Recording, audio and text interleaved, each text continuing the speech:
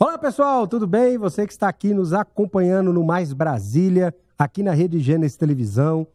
Antes de eu começar e apresentar o nosso entrevistado de hoje, eu queria que você compartilhasse as nossas redes sociais. Se você não estiver seguindo, dê aquele joinha ou dê aquele seguir nas nossas redes sociais que estão aparecendo aqui embaixo.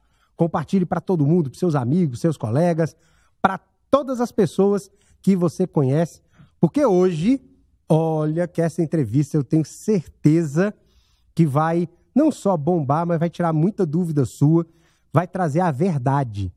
Preste bem atenção no que eu estou falando para você.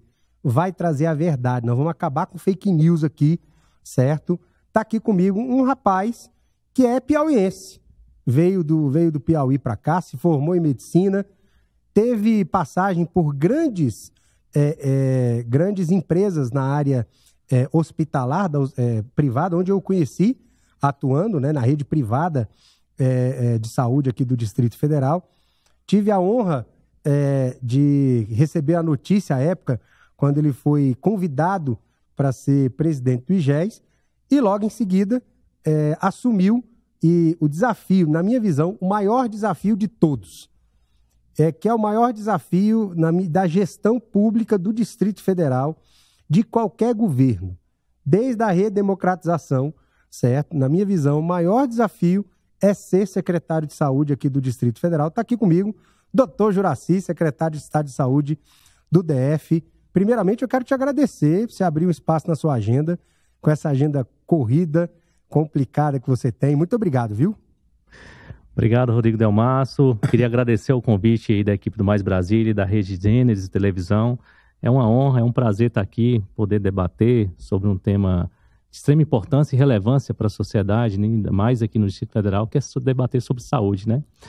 E ter um bate-papo. O Rodrigo Delmasso eu tive a oportunidade de conhecer, considero um amigo, recebi uma moção de louvor à época por atuação na pandemia, né? Um período complexo, difícil que gerou um aprendizado e muitas reflexões. Mas você teve uma excelente ideia, porque homenagear, né, dar uma moção de louvor para esses profissionais de saúde que se dedicaram, muitos perderam a vida, né, e nada mais justo, né, reconhecimento, e também isso não deixa de ser uma motivação, né, para seguirmos adiante aí com os inúmeros desafios que nós temos. Isso é verdade. E, doutor Juracy, você nasceu em Teresina, Piauí? Sou piauiense, nasci em Teresina, tenho familiares lá. Morei numa cidade do interior do Piauí, que é Corrente. Fiquei lá até meados de 2002, ali onde eu vim estudar. Interior, Rodrigo Delmasso, geralmente quando os pais, né, identificam que o filho quer um curso melhor, direito, medicina, outros que são cursos que são mais concorridos,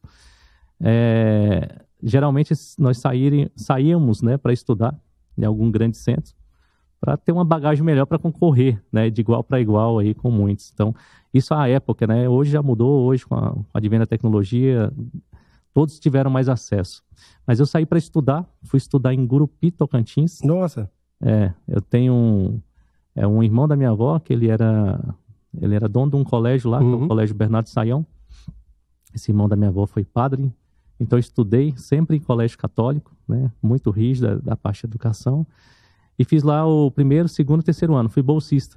Olha aí. Bolsista. E aí, nesse interim, minha família mudou para Goiânia, né? E assim que eu terminei o segundo grau, fui para Goiânia e fui me preparar para cursinhos pré-vestibulares para fazer o curso de medicina, né? E durante essa preparação, acabei passando no vestibular em Minas Gerais, né? Morei em Araguari, fiz minha formação lá, depois consegui transferir os últimos 2 anos para Goiânia e fui seguir a trajetória de médico. Então, você se formou em Goiânia? Na realidade, em Araguari. A faculdade, só transferi meu internato para lá, para Goiânia, para fazer os últimos 2 anos. Entendi. Era um período de dificuldades, porque assim, manter um pai manter um filho estudando fora, isso é dispendioso. Então, até para reduzir custo, naquele momento, eu fiz um processo junto ao MEC e consegui transferir os últimos 2 anos para Goiânia, porque já estava ali com a família. Então, reduziria muito a questão dos custos, né? E depois da minha formação, eu comecei a trabalhar em Goiânia, comecei a trabalhar em Brasília e ficava nesse bate-volta. No bate-volta. É. A minha atual esposa, a época que nós já namorei toda a faculdade com ela, até antes, então foi uma história de uma longa data, de amor aí. Ela de também piauiense, né? De longa data. E o curso de medicina são o quê? 5 anos? 6 anos. É 6 anos. Longa data mesmo. Só de namoro ali foram mais de 10 anos. 10 anos de namoro? Olha aí. Hoje nós estamos casados, temos uma filhinha aí, a Alice. Mas é isso. Então, e garantir, né, preservar esses valores familiares. E como eu ficava indo e voltando aqui para Brasília, dando plantão, chegou o seu momento que eu desloquei mais minha carga horária toda para Brasília. E é impressionante porque às vezes a gente não sabe os desígnios de Deus, né? Então, naquele momento que trabalhava muito ali trabalhei muito ali no Hospital DAI, mas trabalhei em outras clínicas aqui no DF. Mas eu recebi naquela época um convite para assumir a gestão do hospital, né? No caso, gerência médica. Mas eu estava me preparando para a prova de residência. Aqui ou lá aqui em Brasília? Em Brasília. Mas eu estava me preparando para a prova de residência, né? Queria seguir a anestesiologia. Então, foi uma das decisões difíceis, né, que eu tive que tomar na vida, porque eu cheguei a ser chamado para uma das residências de anestesiologia da prova e eu tive que tomar uma decisão, se eu iria continuar ali naquele momento como gestor, ou teria que voltar ali para Goiânia para seguir a residência. Mas, como bom católico, muita fé, eu pedi a Deus naquele momento para iluminar a minha decisão e resolvi naquele momento me dedicar à gestão por um período. Porque eu sabia que a gestão, em algum momento da minha vida, sendo anestesista ou não, ela ia me agregar. E depois, obviamente, dei esse segmento. Então, fui me preparar para a gestão. Então, hoje, assim, eu estudei muito sobre essa questão de gestão. Então, fiz uma pós-graduação no Einstein, né, em gestão hospitalar. Depois fiz a escola Dale Carnegie, que é uma escola americana, né, de gestão interpessoal. Fiz gestão hospitalar também no HCO, que é o Hospital do Coração. Estou aí cursando a Dom Cabral e fiz outros inúmeros cursos aí da área hospitalar e médica, né, de lideranças. E eu acho que a partir do momento que você assume, eu acho que qualquer profissão, a gente tem que estar sempre se atualizando, sempre preparando. Porque o mercado hoje está cada vez mais competitivo, né? É verdade. E como você falou, eu te conheci, você estava na Rede D'Or, né? Não, estava lá no Hospital Dyer. No Hospital Dyer, isso. Você estava no Hospital Dyer, fazendo a gestão, né? Como diretor. Da rede inteira. E logo em seguida eu vi pro governo, passou um tempo, eu tive a grata notícia que você foi convidado para ser presidente do IGES. Me conta, como é que foi esse convite, como é que você recebeu essa ligação, como é que você recebeu esse convite de assumir que, na minha visão, aí eu vou falar porque eu fui o principal defensor do modelo de gestão do IGES. Quando, na época, o governo Rodrigo Hollenberg quis criar o IGES, que na época não era IGES, era Instituto Hospital de Base, muitas pessoas eram contra, os servidores eram contra, existia uma mobilização imensa para ser contra, enfim. E eu, particularmente, fui estudar, certo? O modelo, que eu acho engraçado que sindicatos que eram ligados à época ao Partido dos Trabalhadores, né, que se levantaram contra o modelo, mas o primeiro modelo desse que foi implementado foi no Acre, no qual era governado na época pelo PT, certo? Eu até conversei na época com o ex-governador de lá, que cuidava disso, para ele me explicar como é que funcionava. Ele disse que na época funcionou muito bem. Enfim. E eu particularmente defendi mesmo a criação do Instituto Hospital de Base, porque com o seguinte, a desburocratização, que na minha humilde visão, o grande, vamos dizer assim, o grande empecilho para que a saúde possa deslanchar, melhoria no atendimento, em todas as áreas, a questão da burocracia. Primeiro ponto, você não pode contratar muita gente, porque senão você estoura a lei de responsabilidade fiscal, certo? E o segundo ponto é que qualquer procedimento que você abra, licitatório, demora para comprar o medicamento demora no mínimo... Para um copo um medicamento? Para comprar, eu até brincava, para comprar um cimento ou um medicamento, o procedimento é o mesmo, né? Então, se a gente quer tratar a saúde, eu vou até falar com você sobre uma proposta que eu tinha enquanto eu estava como deputado distrital, queria te ouvir sobre isso, mas como é que foi você receber, daqui a pouco a gente fala sobre isso, como é que foi você receber esse convite aí de ser presidente do IGES? Rapaz, foi uma grata surpresa, assim, foi um susto na realidade, né? E uma decisão difícil de ser tomada. É verdade. Uma decisão difícil.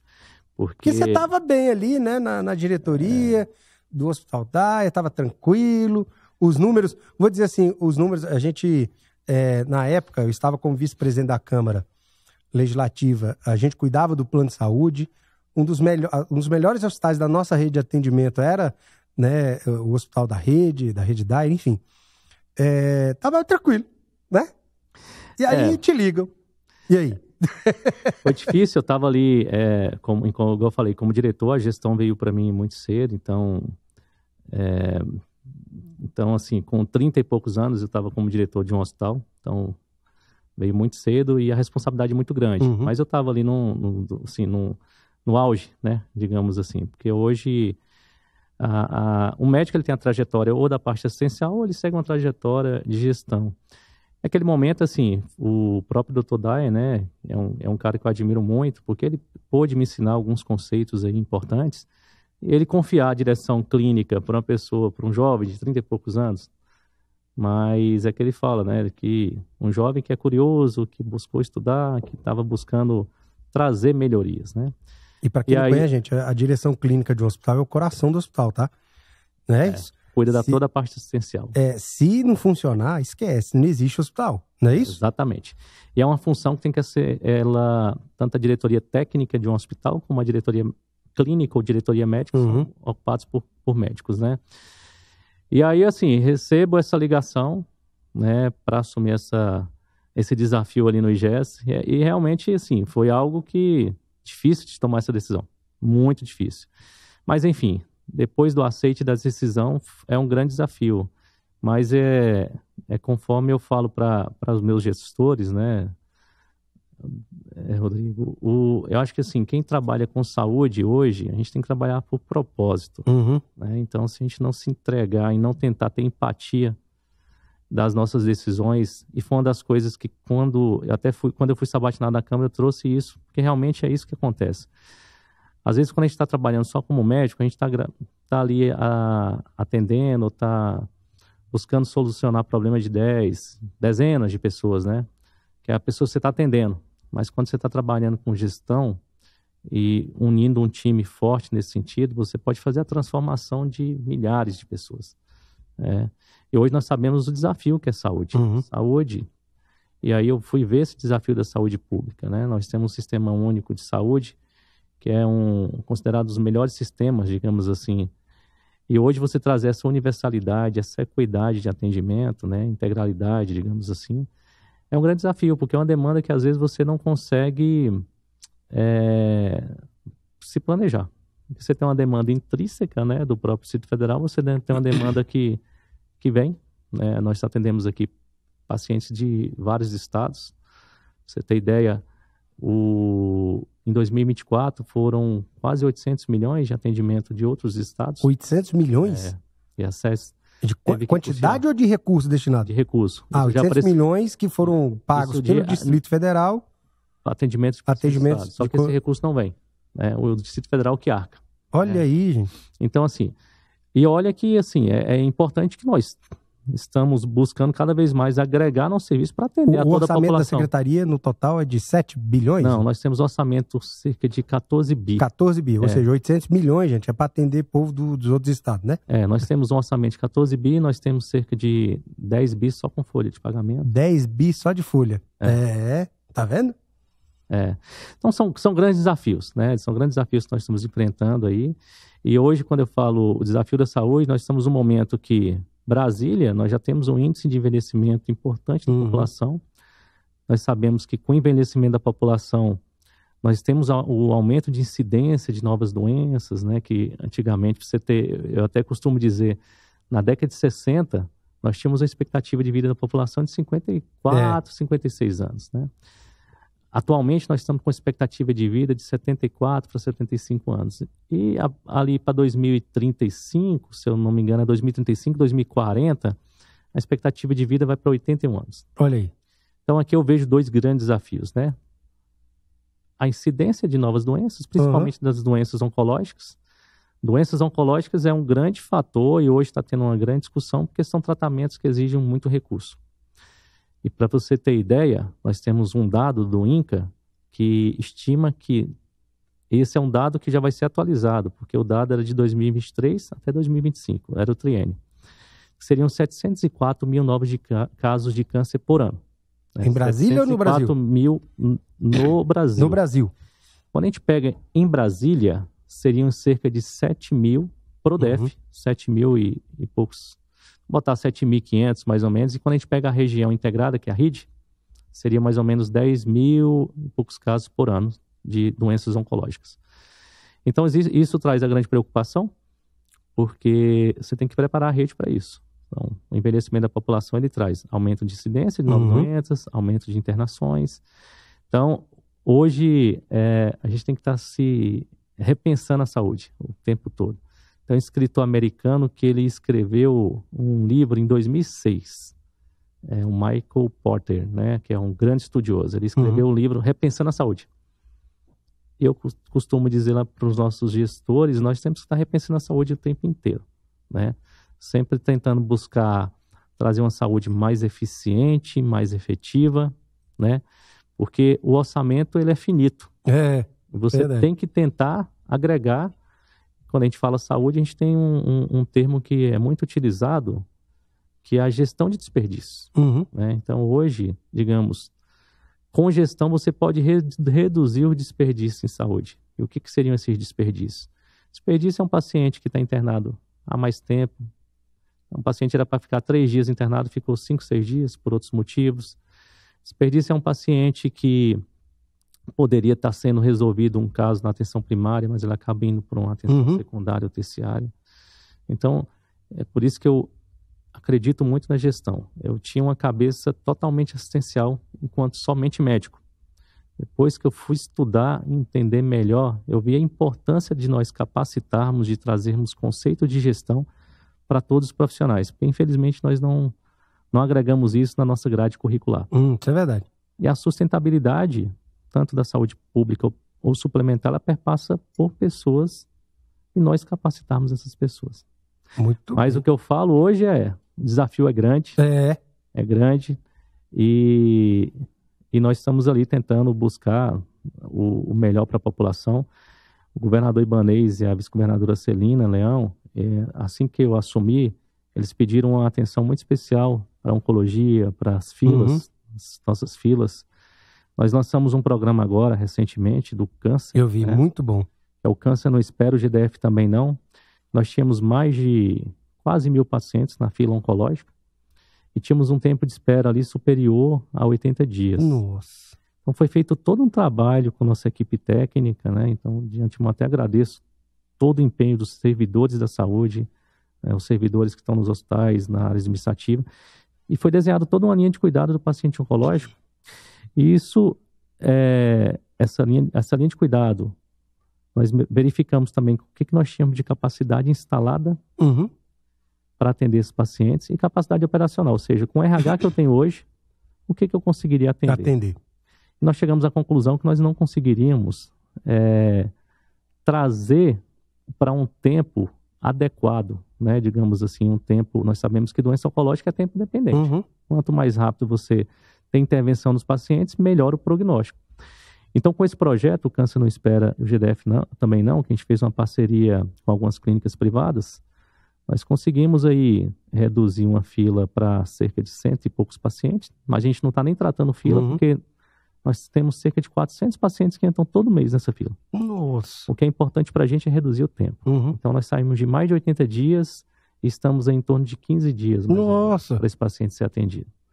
Então, redução significativa isso. Então, quando eu falo de propósito, é justamente a gente trabalhar para tentar proporcionar uma saúde mais eficiente, mais digna para a população. Muito bem. Juraci, quando eu estava na Câmara Legislativa, eu cheguei a ser presidente da Comissão de Fiscalização e Governança lá da Câmara, que na época, eu não sei se hoje está assim, por causa da Comissão de Saúde, o secretário de Saúde iam lá para fazer aquele relatório trimestral, né? Quadrimestral. Isso, quadrimestral. E uma coisa que a gente tinha identificado à época, quando eu estava presidente dessa comissão, é que o Distrito Federal, à época, tinha uma cobertura muito pequena da estratégia da saúde da família. E os investimentos no que a gente chama na parte de financiamento, né, da atenção primária, sempre se devolvia, à época, muito dinheiro, certo, da atenção primária. Já a atenção secundária se gastava quase tudo, gastava quase 100%, né? Mudou essa realidade hoje? Tem mudado, digamos assim. De lá para cá tem evoluído, tá? E hoje nós trouxemos como um pilar um fortalecimento da atenção primária. Uhum. Nós sabemos os desafios que nós temos aí pela frente, né, digamos assim, mas a atenção primária hoje, digamos, quando a gente pega dados de literatura, e eu estou falando da literatura geral, uhum, cerca de 80% dos problemas poderiam ser resolvidos na atenção primária. Isso aí. Então, assim, se você garante uma atenção primária com ferramentas, e aí, quando a gente fala ferramentas, é para tentar ter mais resolutividade na atenção primária. E aqui eu vou citar um exemplo muito claro, só para que todos possam entender. Imagine a atenção primária, ela está acompanhando um paciente ali hipertenso, diabético, e esse paciente ele precisa, às vezes, fazer um fundo de olho, fundoscopia, para verificar que é protocolo, né, para justamente evitar retinopatia hipertensiva, retinopatia diabética. Então, quando a gente não traz essa ferramenta para o médico que está ali na atenção primária, digamos assim, o que vai acontecer? Esse paciente ele cai numa fila de oftalmologia, para o oftalmologista fazer esse exame. E aí isso você sobrecarrega uma fila, às vezes, de oftalmologia de maneira desnecessária. Que já poderia estar resolvido aqui. Porque hoje tem equipamentos, né? E é isso que nós estamos buscando. Além de ampliar a atenção primária, nós estamos buscando trazer ferramentas para melhor resolutividade, ou seja, para que a vida daquele paciente seja resolvida ali dentro da atenção primária. Hoje você tem equipamentos que você consegue fazer essa fundoscopia. Sim. Com um médico oftalmologista à distância, ou seja, esse paciente ele já sai da fila de oftalmologia, né? Assim como inúmeros outros. Hoje você tem ferramentas para dermatoscopia. Então, hoje o nosso planejamento para atenção primária, até para poder também aumentar a execução dos recursos, é o que a gente tem colocado, trazer mais médicos, né? Digamos assim, buscar. Então, está na nossa previsão um novo concurso para médicos da atenção primária à saúde e trazer essas ferramentas de gestão, né? E ferramentas assistenciais para a gente trazer mais resolutividade. Hoje, qual é o percentual de cobertura da estratégia de saúde da família? Hoje eu teria que checar esse dado a fundo, tá? Para te atualizar. Mas eu vou até pedir para a assessoria já pegar esse dado. Mas nós estamos numa curva crescente. Eu vou te falar o porquê, porque assim, quando eu estava lá na comissão, a cobertura era de 22%. Não, hoje pode ter certeza que nós conseguimos ampliar. A última vez que eu levantei estava em 62%. Eu não sei se chegou nisso e tal, enfim. A gente estava com a meta no nosso plano distrital de saúde, que são muitas informações, mas se eu não me engano era para atingir uns 80 e poucos por cento. Mas a assessoria vai me dar essa informação ainda hoje. Eu queria falar exatamente isso, porque a gente viu uma mudança quando o governo Ibanez assumiu, que era justamente esse crescimento da estratégia de saúde da família, que na minha visão é uma das estratégias que mais funcionam, né, do ponto de vista da prevenção, até para evitar que a pessoa chegue lá no hospital. Mas, Juraci, quando você chegou lá na Secretaria de Saúde... E aqui, só aproveitando um gancho da questão da atenção primária à saúde, que assim, hoje o Distrito Federal ele conta com 181 UBS, unidades básicas de saúde. 181. Isso. E, obviamente, eu recebo muito lá no meu gabinete, né, pessoas que são ali da região mais rural, né, difícil mais acesso, assim, até solicitando unidade básica de saúde. E o que nós temos feito lá na Secretaria de Saúde? Sabemos o trâmite para montar uma unidade básica de saúde, né? Depende de projeto, licitação, é algo que demora. Burocrático é muito burocrático. Mas para não deixar essa população desassistida, nós estamos investindo agora em unidades móveis. Tá? Olha só. Nós temos um ônibus aí que já vai ser entregue, é um ônibus consultório, então um ônibus que vai permitir fazer consulta, alguns exames. Que bom, velho. Basicamente uma unidade básica de saúde ali, mais uma mini forma... unidade, um UBS. E um ônibus. Então, equipamos esses ônibus, né? Tá sendo o primeiro e estamos buscando mais 2. Olha só. Para justamente trazer acesso a essa população. Porque eu consigo, às vezes, estar 1 vez ou 2 vezes na semana atendendo aquela população que necessita. Então, o ônibus ele vai conseguir dar coberturas a algumas regiões até nós conseguirmos, né, digamos, de certa forma, ter um UBS lá. Mas para não gerar uma desassistência agora. Muito bem. E isso é interessante que você acaba desafogando o atendimento no hospital. Eu me lembro que eu fiz uma visita na época, quando eu assumi o mandato, em todos os hospitais. E aí eu entrava na emergência e eu perguntava para as pessoas, né? Por que você está aqui e tal? E o que é interessante é o seguinte, que a cada 10 pessoas que eu perguntava, 8, se uma UBS, na época, né, tivesse funcionando, ela poderia ser tratada numa UBS, ou seja, desafogando até a fila dos hospitais. Que, na minha visão, é uma questão cultural também, né? O povo precisa mudar um pouco a sua cultura, de ao invés de procurar o hospital, procurar talvez o centro de saúde mais perto da sua casa, tal, enfim. Mas quando você chegou na Secretaria de Saúde lá, seu maior desafio, que na hora que você viu aquele mundo de coisas que, rapaz, secretário, o seu orçamento é maior do que muito estado. Muito estado brasileiro. Eu acho que da região norte, quase todos, né? Não, estou falando só de secretaria, não, do estado inteiro. Sim, sim. Né? Como é que você viu aquilo? Falei, meu Deus do céu! Como é que você viu isso?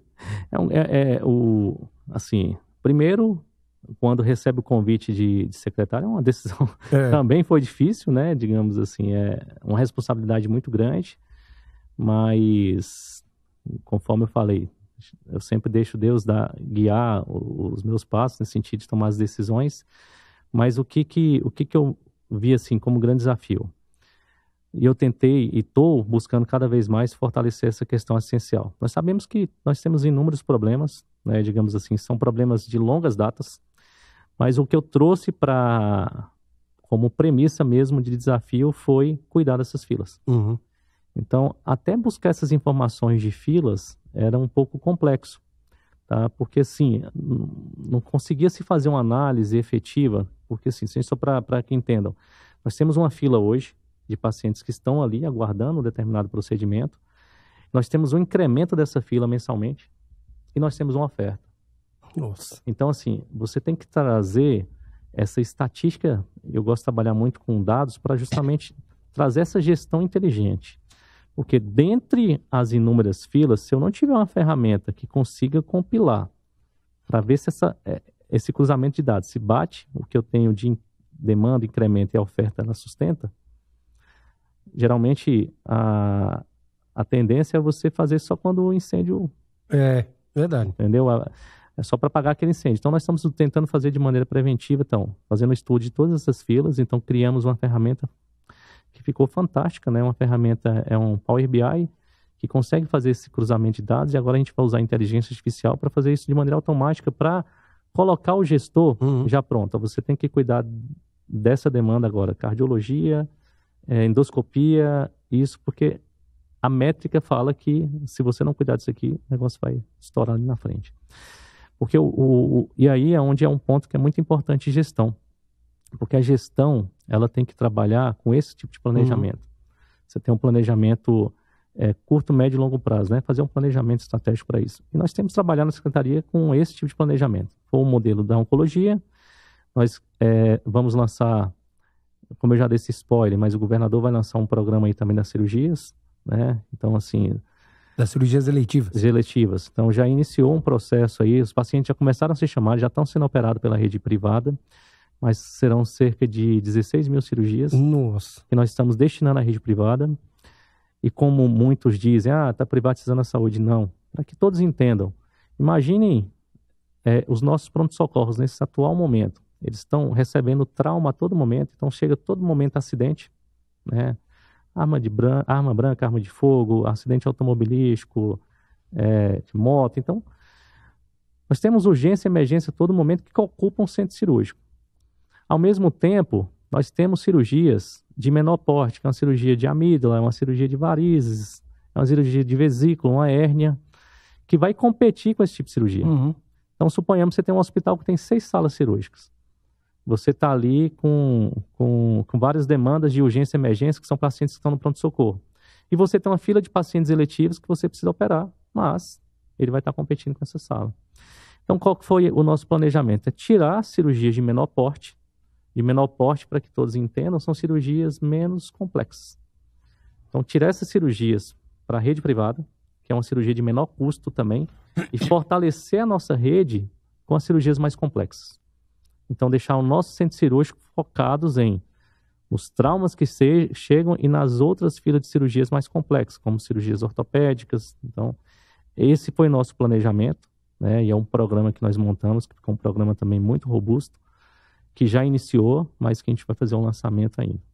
Para tentar dar uma mitigada nessas filas. E as filas aqui não são só no Distrito Federal, todos os estados estão com esse desafio, né, digamos, das grandes filas, e algo vai continuar. O que nós temos que buscar é tempo hábil para realizar essas cirurgias, não deixar o paciente aguardando por muito tempo.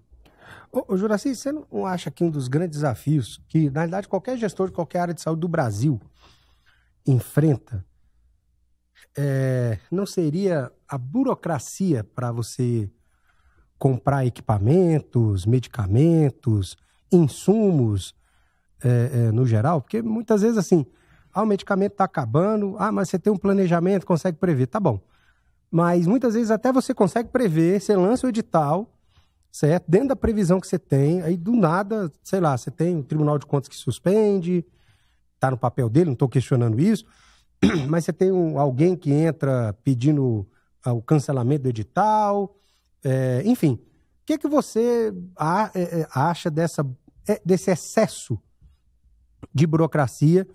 E aí eu falo, né? Para comprar um saco de cimento é o mesmo procedimento para comprar um medicamento. O que você acha de tratar hoje, né? Estou falando do ponto de vista de gestão, você está dizendo, da saúde ser tratada na mesma prateleira de qualquer outra compra pública no Brasil, não é só no DF, não.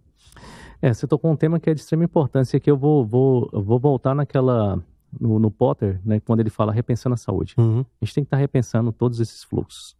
Porque hoje, a gente sabe, saúde é muito dinâmico e, assim, por mais que você se planeje assim, faça todo o planejamento ali, vamos supor, de insumos.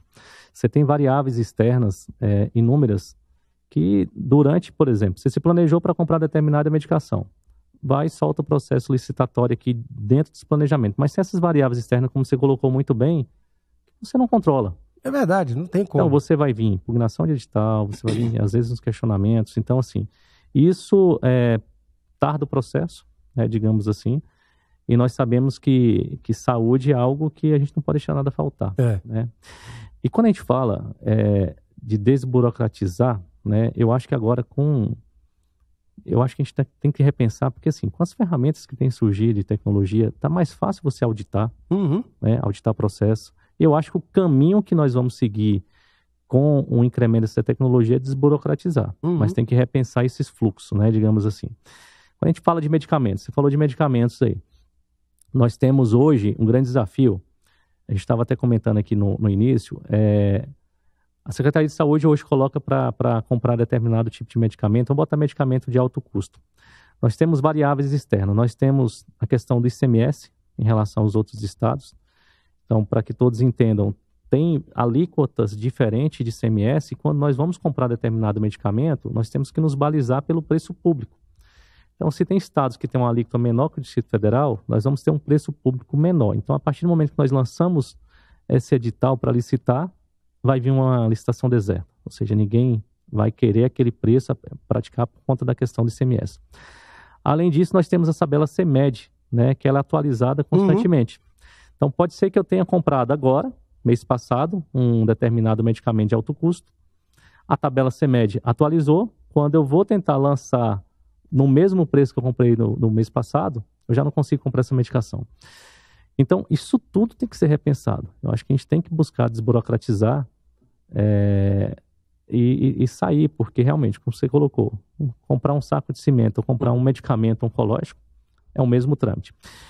E assim, nós já temos pensado um pouquinho fora vou usar um termo aqui, fora da caixinha. Fora da caixa. Hoje nós estamos utilizando muito do consórcio Brasil Central. Né? O consórcio Brasil Central hoje, nós temos lá o nosso secretário Zé Eduardo, né? Temos feito uma parceria muito importante ali com o consórcio Brasil Central e nós temos feito compra conjunto. Porque hoje você comprar medicamento para 9 estados, isso é uma dor de todos os outros estados, é mais fácil porque você vai conseguir economicidade, nós vamos trazer, e vantajosidade, economicidade, e nós vamos ter o produto, né, digamos assim, vai ser uma compra efetiva. Então nós já estamos ali com o processo de medicamentos de alto custo sendo comprado pelo consórcio Brasil Central. E estamos em discussão para ampliar para outros itens, como equipamentos, tentar trazer essa vantajosidade aí no processo de compra. Agora, quando eu estava, mais uma vez, né? Quando eu estava na Câmara Legislativa, e o que acontece? Eu apresentei um projeto de lei mais para discussão, porque eu via a dificuldade, certo, de todo gestor que tem toda boa vontade em fazer, mas aí chegava para licitar e tem um monte de legislação, tem a legislação do pequeno empreendedor, tem a legislação não sei das quantas, enfim, que criava um que a gente chama de regime diferenciado de contratação para a saúde. Na realidade, para compras, né? Tanto de equipamentos quanto de medicamentos. Como é que funcionava, como é que era a engenharia desse regime? Não era nada novo, não. Era mais ou menos como é que funcionava o regime da Copa, para contratação na época da Copa, que os estados usaram para construir os estádios e tal, mas agora aplicar aquilo à saúde. Com um diferencial. Qual seria o critério de preço, né? Que hoje os órgãos de controle são 3 coisas que eles batem muito, que é sobre a formalidade, né? O processo formal, a questão do preço, a questão do preço, se está superfaturado ou não, e prazo de entrega, tal, que eles acabam levantando isso. Beleza. Qual seria o critério de preço? Bem, todo ano a Secretaria de Economia ela publica uma lista, né, de valores médios de todos os produtos possíveis e imagináveis, né, que ela usa para cobrar o ICMS. Ora, se o próprio Estado, olha só que interessante, está dizendo que ele vai cobrar o ICMS do produto X naquele valor, ou por que o próprio Estado não pode comprar aquele produto, ou seja, um medicamento, naquele valor menos o ICMS, certo? Então isso que estava, a grande discussão na economia era essa, você está fazendo renúncia de receita, tá bom, então deixa o ICMS. E o procedimento seria um procedimento simples, que era como se faz dentro do procedimento da iniciativa privada, né? Onde você fazia um credenciamento de todos os fornecedores, certo? E ali, quando vai faltando, você vai acionando, vai fazendo o pedido, tal, enfim. E o credenciamento habilitaria mais, ou seja, quem quer oferecer aquele medicamento com base no preço que era publicado pelo próprio Estado. Isso, na minha visão, né? Na prática, agilizaria muito a compra de medicamentos e equipamentos para a saúde e acabaria com essa discussão, muitas vezes, do desabastecimento, de falta de medicamento ali, que já diminuiu muito, a gente sabe disso, né? Mas, uma vez por outra, acaba tendo essa questão. Minha pergunta, né? O que você acha dessa proposta de vamos dizer assim, até mesmo, acho que nossos políticos debaterem separar a saúde, certo, do regime geral de contratação? Porque é uma coisa que eu digo, não adianta eu dizer que saúde é prioridade e falar, vou investir na saúde. Não adianta botar o caminhão de dinheiro que for. Vai cair no mesmo processo burocrático e vai demorar e a população não vai ser atendida. E aí quem muitas vezes paga o pato é o gestor que está lá, que está dando a sua vida. Tenho certeza que você trabalha no mínimo 16, 18 horas por dia, certo? Que está dando a sua vida para vencer. E não é para resolver o processo, você dar a sua vida para vencer a burocracia. Então, esse era o meu discurso na época, eu continuo com esse discurso, que eu vejo que a dificuldade é a mesma. Vejo que no IGES isso melhora muito, porque o processo burocrático lá é menor, né? a gente vê a quantidade, privada. A quantidade de UPAs que já foram entregues. Na sua gestão, salvo engano, foram entregues 6? Não, já estavam as UPAs. As UPAs, né? Estavam, mas assim, a quantidade de UPAs que foram entregues, as que foram contratadas agora, enfim, o que você acha dessa proposta? E depois eu vou te falar uma situação de pessoal também. Não, eu acho que eu não conhecia essa metodologia, né, que foi criada para a Copa, mas é interessante quando você coloca principalmente o preço público que o Estado já definiu. Ele define, pois é. E é interessante o que, assim, eu vejo que saúde ela tem que ser tratada diferenciada e até ver essas alíquotas mesmo de ICMS para discutir, porque isso teve uma discussão ampla no Brasil. E nós sabemos que cada vez mais o incremento de novas tecnologias na saúde vai ter inflação, né? Inflação médica que a gente fala. Então, nós temos, igual eu falei, a oncologia está crescendo. Você tem medicamentos oncológicos que são caríssimos. Uhum. Então, você buscar, por mais que tenha uma perda de receita, né, para o Estado, mas eu acho que essa perda de receita, ela se tornaria um investimento na hora que agrega valor para a saúde como um todo. Sim, isso é né? verdade. Digamos assim. E, obviamente, desburocratizar, Rodrigo, assim, e é uma proposta que eu vou até levar para discutir com a equipe. Vou te mandar depois. Porque eu acho que, assim, o que a gente puder fazer para tentar... quando a gente fala o conceito do Lean, né? O Lean, que é justamente você encurtar etapas, né? Você retirar etapas do processo. Por isso que eu tento trabalhar muito com a minha equipe, a melhoria contínua de processo. Vamos rever esse processo aqui. Não, o processo está funcionando. Ele pode ser melhorado. Tá? E é justamente isso. É o famoso assim, né? Não, sempre funcionou assim, né? Exatamente.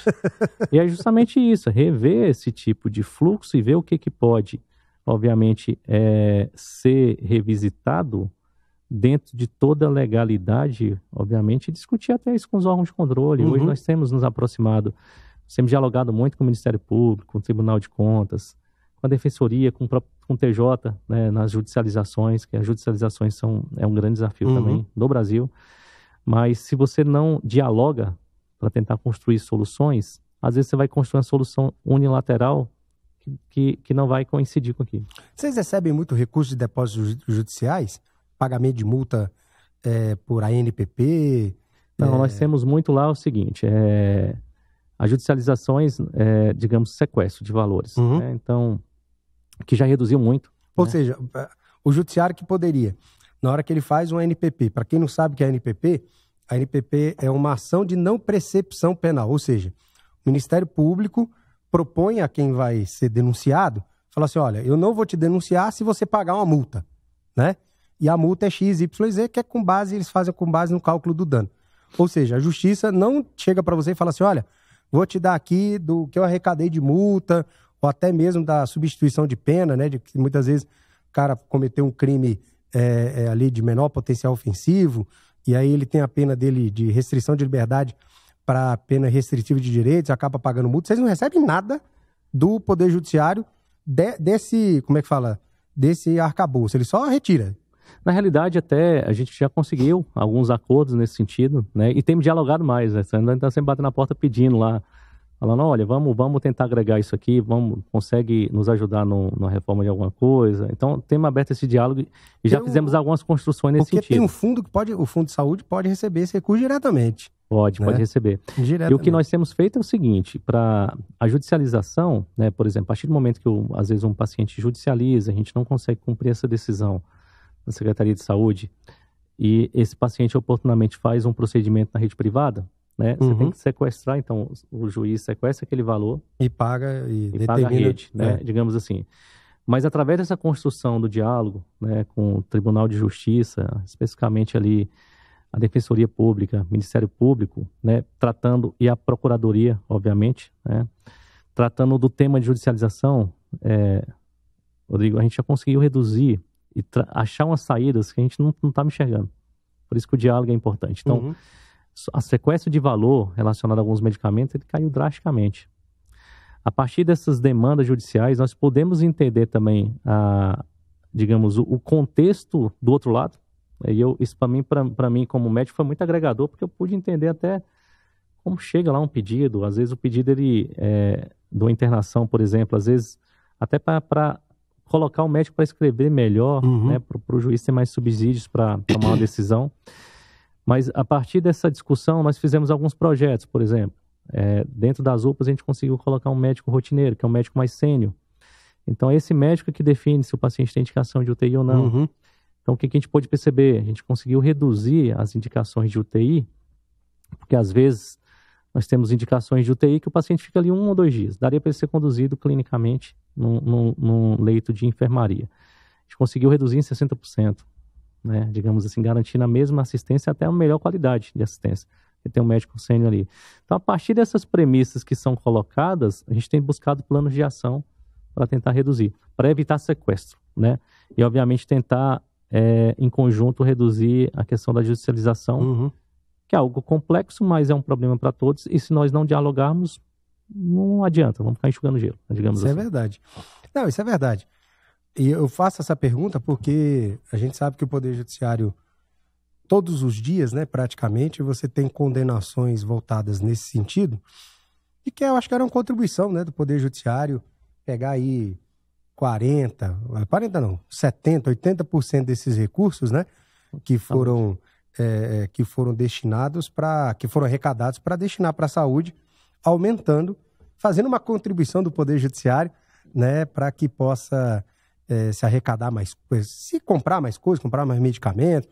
Muitas vezes eles chegam lá com a decisão judicial, tem que comprar um medicamento tal, se não comprar, você vai ser preso.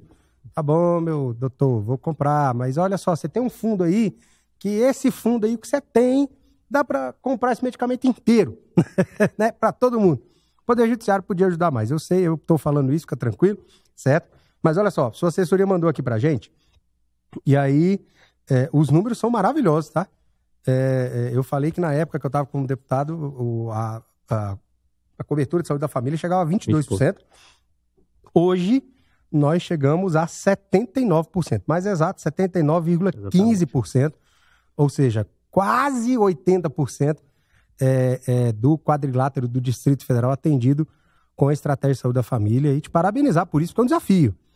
É um desafio porque para quem não sabe, gente, para montar uma equipe para a estratégia da saúde da família, não é só falar assim, não, bota aí uma pessoa, vai, não.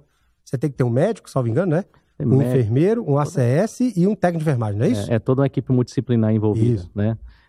E capacitar, né? Treinar bem essas pessoas. E esse grupo aqui é responsável por um quantitativo X de pessoas numa região, ou seja, para você chegar nesse percentual, você teve que vou dizer assim, executar muito, convencer muitos médicos para e vamos avançar. Nós estamos numa linha de avançar bem rápido. Então, assim, conforme eu falei, né, tem a parte móvel, nós temos aí o concurso que nós vamos lançar para médicos da Unidade Básica de Saúde e assim, as demais categorias, nós temos concursos válidos. Então, assim, a parte médica é um dos empecilhos, né? E estamos querendo avançar aí com a questão da teleconsulta. Estamos em estudo bem avançado.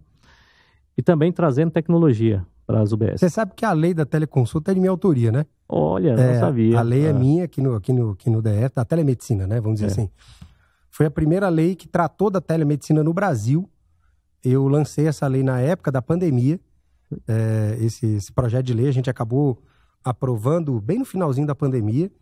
E o governo já regulamentou sobre a questão da telemedicina, porque na minha visão, desculpa, eu não sou da saúde, eu sou, vamos dizer assim, um grande, como diz no direito, eu sou um rábula da saúde. O que é um rábula da saúde? É aquele que ouve, escuta, pega algumas experiências e... É um estudioso da saúde.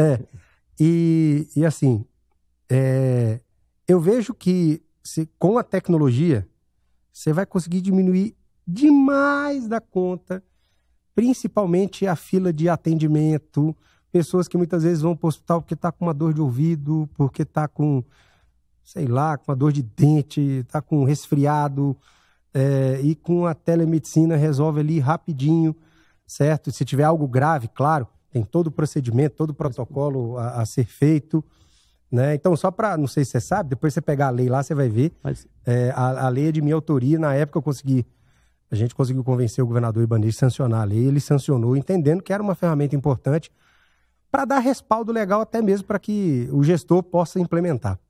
Primeiramente, parabéns pela lei, porque assim, eu acompanhei debates sobre telemedicina antes da pandemia. Eu já estava ali em 2018 para 2019, eu estava fazendo gestão hospitalar no Einstein e participei de vários debates.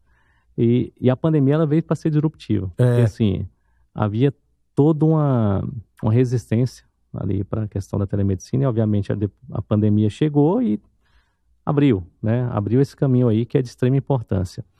Então, hoje, nós queremos trabalhar com essa questão da teleconsulta. Obviamente, a lei ela vai dar um respaldo, né, digamos, muito grande. Mas é importante que saibam, por exemplo, nós já começamos um piloto nas UPAs. Olha aí, que legal. Então, algumas UPAs hoje já estão com a telemedicina, porque assim, foi feito um estudo das UPAs para ver o perfil dos pacientes, o perfil epidemiológico que chega naquela UPA. Então, observou-se que tem muito paciente que é verde, né, ou seja, um paciente menos complexo em termos de classificação de risco. Tem muito paciente azul, que é aquele paciente que vai da UBS para fazer algumas medicações. Então, as UPAs que foram implementadas têm feito atendimentos de telemedicina, então já perpassam aí mais de 6 mil atendimentos que já, da população. E, obviamente, com uma devolutiva positiva para aqueles que foram atendidos. Então, a nossa ideia agora é ampliar na atenção básica a questão da telemedicina, né, da teleconsulta, obviamente. E nós estamos implementando essas questões das tecnologias. Então, nós, ainda esse mês, iremos implementar ali na região oeste, né? Região oeste é Ceilândia? Ceilândia. São Nascente. O agendamento online para as UBS. Olha aí! Então, a população vai poder fazer o agendamento da consulta na UBS online, para tirar aquele negócio de ir lá pegar uma senha para ser atendido, para buscar a senha de consulta. Então, vai ter um agendamento online. Então, nós vamos lançar em outubro para as agendas de novembro, né? Já vai lançar agora? Para o mês que vem? Mês que vem. Olha, você aí de Ceilândia e Sol Nascente, já se prepara. Vai ser feito aonde esse agendamento? O agendamento no online site? vai ter o Conect SUS. O Conect SUS. Que é um aplicativo. Então, nós vamos começar por essa região, que é uma região com maior densidade, né? E nós já rodamos o piloto desse projeto, refinamos o processo e agora vamos pela região mais complexa. Ou seja, você vai poder fazer a consulta pelo telefone, não apenas, você vai poder agendar a sua consulta pelo seu celular. Agendar a consulta da UBS pelo celular. Olha aí, gente, tá vendo? Coisa importante, né? Muito importante. E nós vamos ter em breve também um lançamento por parte do governo que nossos ACS, nossos agentes comunitários de saúde, eles vão ter um tablet, eles vão fazer a visita com tablet. Porque imagine só, hoje o processo é manual, ele sai com uma folha de papel, ele vai nas casas, coletando todas aquelas informações, ele tem que chegar na UBS, aguardar um computador, né? Para lançar aquilo. Para lançar aquelas informações. Para disputar com o servidor que está ali, que muitas vezes está fazendo um trabalho de atendimento. Então, qual que é a ideia do tablet? A ideia do tablet é facilitar o trabalho, né, desse agente comunitário de saúde. E também, a partir do momento que ele cadastrar aquelas informações, nós vamos estar monitorando isso on time, em tempo real, em informações que, por exemplo, você tem um paciente que está naquela casa que a gente verificou que ele começou, pelas informações do ACS, descompensar diabetes ou descompensar hipertensão. Esse paciente, a gente já vai, digamos, ter uma atenção especial para ele ser atendido mais rapidamente na UBS. Porque quando a gente fala de atenção primária, é justamente prevenção e promoção. Se você for pegar em termos de pacientes que hoje chegam graves numa UPA, você pega um paciente diabético, hipertenso, que descompensa em casa e às vezes não está tendo um bom acompanhamento. Então a pressão está sempre alta, a glicemia está sempre alta. Chega um momento que ele vai ter um processo que a gente chama de cetoacidose e ele vai dar entrada numa UPA e aí aquele paciente vai gerar uma internação em UTI, mas que se ele fosse monitorado e, por exemplo, ajustado a insulina de maneira efetiva, ele não geraria esse processo. Então, a gente quer ter informação para estar monitorando essa população. Então, o tablet vai ajudar nisso. E também, Rodrigo, tentar identificar aquela população, digamos, que tem maior índice de vulnerabilidade. Então, assim, o tablet vai permitir a gente saber, naquela casa, naquela região, se a cobertura vacinal está ok ou não, as patologias que são frequentes ali. Então, até para fazer a política pública, isso é de extrema importância. Imagine que nós façamos um lançamento de uma campanha de hipertensão pela Secretaria de Saúde. Então, você vai fazer uma campanha de maneira institucional. Só que, às vezes, essa campanha ela não consegue chegar onde realmente eu preciso. Mas se eu souber que a maior concentração de pacientes hipertensos lá na região de Ceilândia está em determinado subárea, da área, né? Eu consigo tentar chegar de maneira mais efetiva com a política pública. Uhum. Então, essa é a ideia, é trabalhar com a gestão inteligente do dado para fazer a política pública. Na realidade, a inteligência artificial aplicada na gestão da saúde, né? Exatamente. É você ter toda essa... você tem todas essas informações, mas para que ela se... Na realidade, você tem os dados para que ela se torne informação para a sua... Exatamente. Para a sua decisão, né? Para aquilo que você está fazendo. Juraci? Aqui deixa eu até concluir, que depois eu faço até eu acho que vai ser muito importante para você fazer até um podcast. Você vê o tanto que a informação é importante, né? O base, no Hospital de Base, nós temos ali um centro de trauma que é excelência, de excelência, né? No Brasil. É referenciado no mundo, né? Nós temos uma equipe ali, que é a equipe do Dr. Caselli, toda a equipe ali, né? Que está liderada ali pelo Dr. Caselli. E lá foi criado um banco de trauma. O centro de trauma do Hospital de Base está buscando uma certificação que somente 2 hospitais do Brasil têm, né? De excelência no trauma. O modelo americano é um banco de trauma que você consegue tentar, assim, você consegue através de painéis verificar tudo que chega ali no trauma do base. Então, quantos pacientes chegaram ali por arma de branca, por arma de fogo, por acidente automobilístico, queda da própria altura. Então, esses dados que estão hoje disponíveis ali para a equipe têm permitido e permitirá, obviamente, fazer uma política pública. Porque imagine nós pegarmos a quantidade de pacientes que chegam por acidente automobilístico ou por moto, por exemplo, e você saber que na região de Taguatinga, naquela avenida, você está tendo um quantitativo de acidentes grande. Você consegue, através do dado, junto aos outros órgãos, Secretaria de Segurança, DR, criar uma política pública ali para reduzir isso. Então, hoje o Hospital de Base, ele está com esse banco de trauma que virou uma referência. Se eu não me engano, o Dr. Caselli até falou que isso foi, acho que num seminário internacional agora, colocar esses dados. Está pautando até a política de mobilidade, né? E isso, agregando, vai permitir que faça essa intersecção entre outras secretarias para definir uma gestão de política pública. Muito bem. Isso é que é importante, porque os dados da saúde, na realidade, quando você trabalha eles de forma, como fala assim, com inteligência, porque ele transforma em informação, ele vai nortear toda e qualquer política pública que o Estado pode fazer, desde a parte de mobilidade até a área de educação. Exatamente. Né? Ele vai nortear toda essa base. Mas eu ia lhe fazer uma pergunta, que era o seguinte, mais uma vez eu vou te falar quando eu estava como deputado, e tinha uma situação que a gente acabou percebendo na visita aos hospitais, na visita também às UPAs, não é nem sobre a questão da estrutura, que as UPAs têm uma estrutura maravilhosa, né, são novas, as UBS estão sendo reformadas, enfim. E a gente sabe que tem um processo burocrático que não, vamos dizer assim, que não depende só do secretário, da vontade do secretário, eu quero fazer isso. Né? Muita gente acha que só você apertar um botão, vai sair o medicamento e cai, né? E não é assim.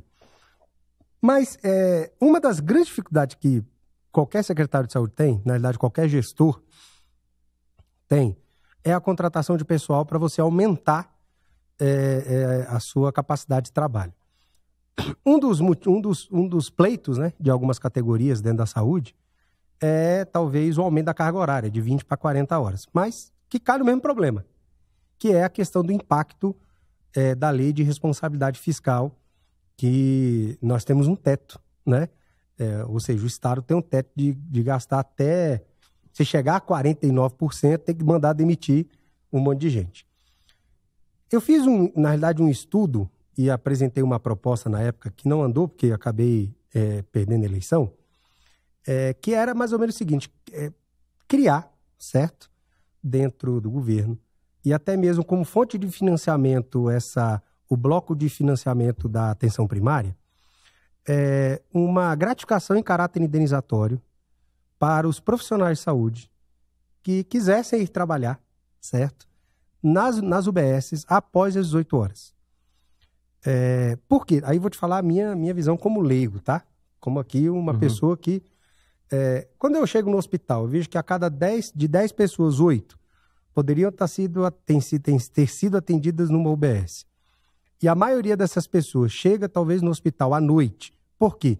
Porque ela está trabalhando durante o dia, ela está com dor de cabeça, ela não vai conseguir uma dispensa do trabalho para ir durante o dia ver lá a sua dor de cabeça no hospital. Mas ela vai chegar na UBS, a UBS está fechada, aí talvez ela vá para uma UPA, que é mais próximo da casa dela, e aí tudo bem que você diminui um pouco. Mas, mesmo assim, tanto a UPA, que é uma unidade de emergência, né, de urgência, e muitas pessoas acham que é 24 horas, se eu estiver errado, por favor, me corrija, porque fica aberta 24 horas, não, porque a pessoa que fica lá só pode ficar 24 horas, não é isso? É isso. Ela não é que fica aberta 24 horas, né? Que a pessoa... que a pessoa que é atendida ali, se ela ficar, entre aspas, internada, ela só pode ficar 24 horas, né? Bem, exato. Tô certo? Isso, renova a internação. Olha, então eu estudei certinho. Né? Beleza. E aí qual seria? Porque é o seguinte, quando você cria, e eu peguei essa ideia, a mesma coisa da abertura das delegacias. Quando o governo Ibanez assumiu, nós tínhamos um problema sério, que as delegacias funcionavam, salvo engano, até às 18 horas. Depois das 18, o cara cometia crime aí, amigão. Você só tinha as delegacias de referência para fazer o registro. E aí, olha só que interessante. A Polícia Militar registrou, à época, um aumento de gasto de combustível de chegar a 62%. Por quê? Olha só.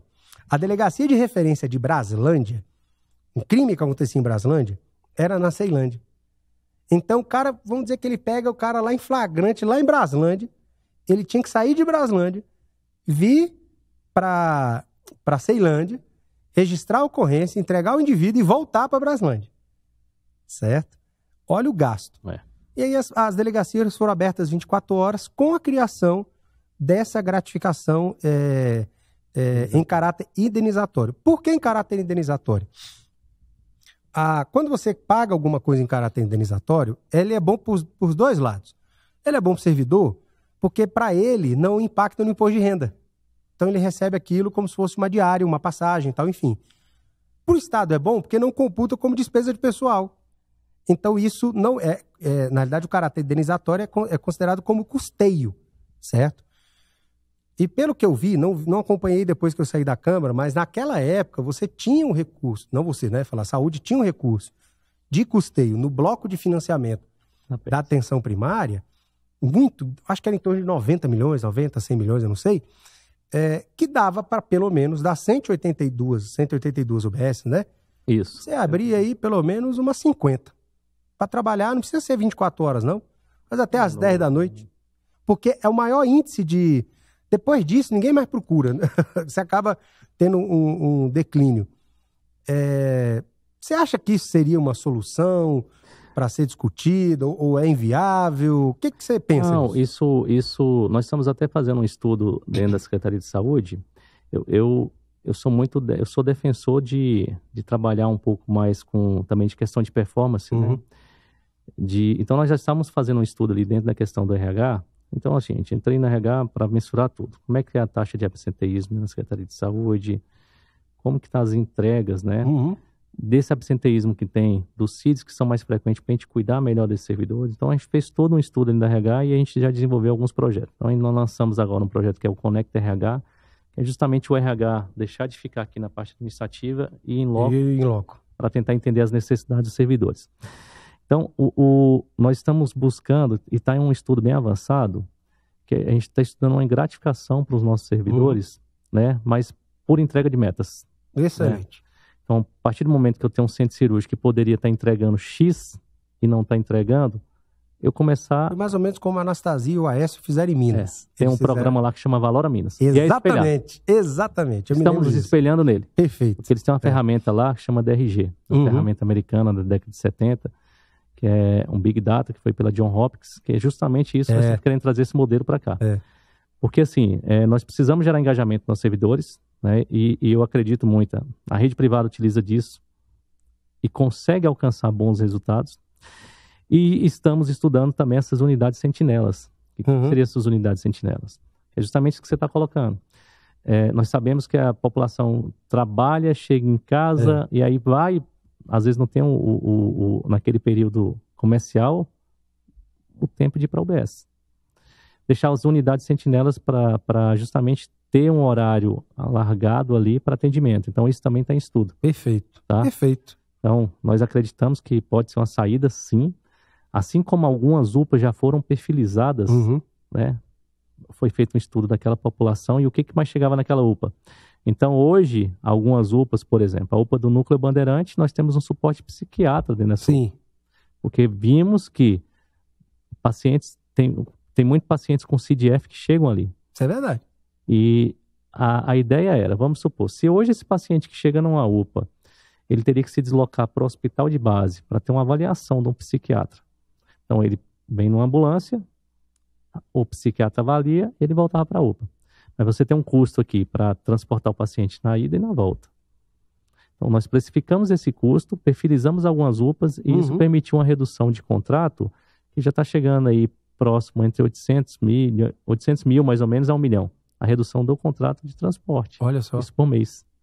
Só com essa perfilização da UPA. Ou seja, é mais barato você colocar o profissional alguns dias da semana lá para estar resolvendo o problema lá dentro da UPA do que ficar transportando esse paciente. Primeiro, você traz segurança para esse paciente, porque a partir do momento que você põe um paciente no transporte também, você tem os riscos.